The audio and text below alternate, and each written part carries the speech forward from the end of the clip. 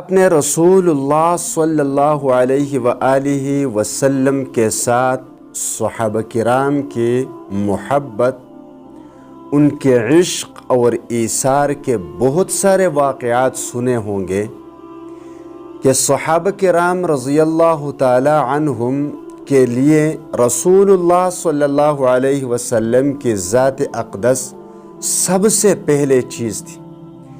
جس پر وہ اپنا سب کچھ قربان کرنے کے لیے تیار تھے۔ اپنی مال، جان، اہل و عیال سب کچھ رسول اللہ صلی اللہ علیہ وسلم پر قربان کرنے کے لیے تیار تھے، اور کبھی بھی ان چیزوں کی قربانی میں ہچکچاتے نہیں تھے۔ یعنی رسول اللہ صلی اللہ علیہ وآلہ وسلم کی محبت ان کے لیے ہر چیز سے مقدم تھی۔ بلال رضی اللہ تعالی عنہ، حضرت حمزہ رضی اللہ تعالی عنہ، حضرت عمر فاروق رضی اللہ تعالی عنہ، حضرت علی رضی اللہ تعالی عنہ، غرض ہر صحابی کا عشق رسول اللہ صلی اللہ علیہ وسلم کے ساتھ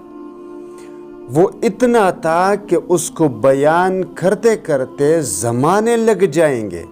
لیکن ان کی محبت کے واقعات ختم نہیں ہوں گے۔ جیسا کہ واقعہ ہے عمر فاروق رضی اللہ تعالی عنہ کے بارے میں، جب رحلت فرما گئے رسول اللہ صلی اللہ علیہ وسلم، تو عمر فاروق رضی اللہ تعالی عنہ تلوار لے کر کھڑے ہوئے اور فرمایا، جس نے کہا کہ رسول اللہ صلی اللہ علیہ وسلم دنیا سے چلے گئے تو میں اس تلوار کے ساتھ اس کی گردن کو اڑا دوں گا۔ یہ ان کی محبت تھی رسول اللہ صلی اللہ علیہ وسلم کے ساتھ۔ لیکن اسلام کی خواتین بھی رسول اللہ صلی اللہ علیہ وآلہ وسلم کے ساتھ محبت میں کوئی کم نہ تھی مردوں سے۔ ان کا ایثار، ان کی محبت بھی انتہا درجے کی تھی۔ جیسا کہ حضرت ام سلیم رضی اللہ تعالی عنہا کے بارے میں یہ روایات میں آتا ہے کہ جب رسول اللہ صلی اللہ علیہ وسلم ہجرت کر کے مکہ سے مدینہ آئے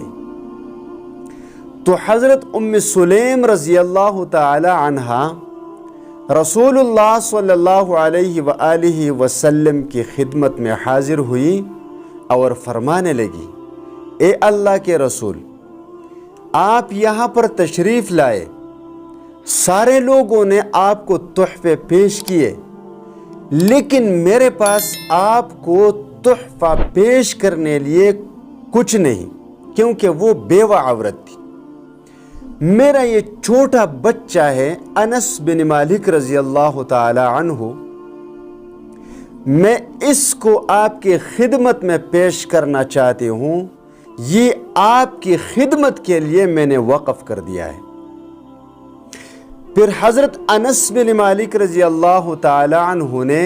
10 سال تک رسول اللہ صلی اللہ علیہ وآلہ وسلم کی خدمت کی، ہر وقت حضور صلی اللہ علیہ وسلم کے خدمت میں رہیں۔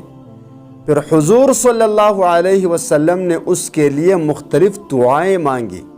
اور اللہ تبارک و تعالیٰ نے قبول فرمائی۔ تو غرض یہ ہے کہ محبت رسول صلی اللہ علیہ وآلہ وسلم جس کے دل میں بھی ہے، چاہے وہ مرد ہے چاہے وہ عورت ہے، تو اللہ تبارک و تعالیٰ اس کو اس دنیا میں بھی اور آخرت میں بھی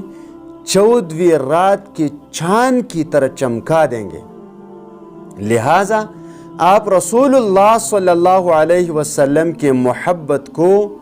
تمام چیزوں کی محبت پر مقدم رکھیں،